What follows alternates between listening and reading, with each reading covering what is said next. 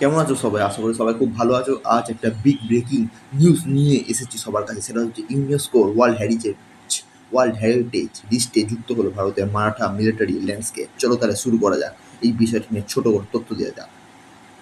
সবাই দেখতে পাচ্ছ নিজের স্ক্রিনের মধ্যে সেই মারাঠা দুর্গটাকে তুলে ধরেছি। ঠিক আছে, তো প্রথমে তথ্যটা দিয়ে দিই। 11ই জুলাই ইউনেস্কো ভারতের মারাঠা মিলিটারি ল্যান্ডস্কেপকে বিশ্বের অন্যতম ঐতিহ্যবাহী স্থান হিসেবে ঘোষণা করেছে। তারপর সবার মনেই প্রশ্ন হবে যে মারাঠা মিলিটারি ল্যান্ডস্কেপ কি?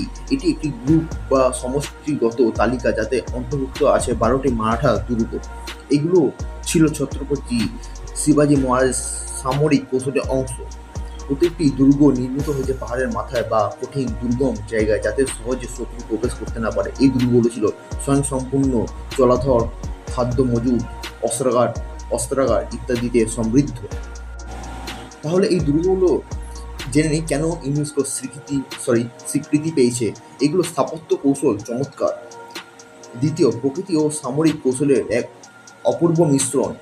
তৃতীয়, প্রতিটি দুর্গ স্বাধীনতা ও আত্মরক্ষার প্রতীক ও ভারতের গর্ব। চলুন তাহলে জেনে নেওয়া যাক এবার ঐতিহাসিক গুরুত্ব। এই দুর্গগুলো শিবাজির গেরিলা যুদ্ধের কৌশল দেখায় ও স্বরাজের আদর্শ বহন করে। ও তৃতীয়, বহু ঐতিহাসিক যুদ্ধ এই দুর্গগুলো দিয়ে সংঘটিত হয়েছে। তো ভিডিওর শুরুতে আমি ইউনেস্কো যে আমাদের ঐতিহ্যবাহী স্থানটাকে ওয়ার্ল্ড হেরিটেজ হিসেবে ঘোষণা করেছে তার একটা স্ক্রিনশট শেয়ার করেছি। আমাদের দেশের প্রধানমন্ত্রী শ্রী নরেন্দ্র মোদীর শুভেচ্ছা বার্তাও যে স্ক্রিনশটটা ছিল সেটাও পোস্ট করেছি ও বাদবাকি স্ক্রিনশটগুলো পোস্ট করেছি।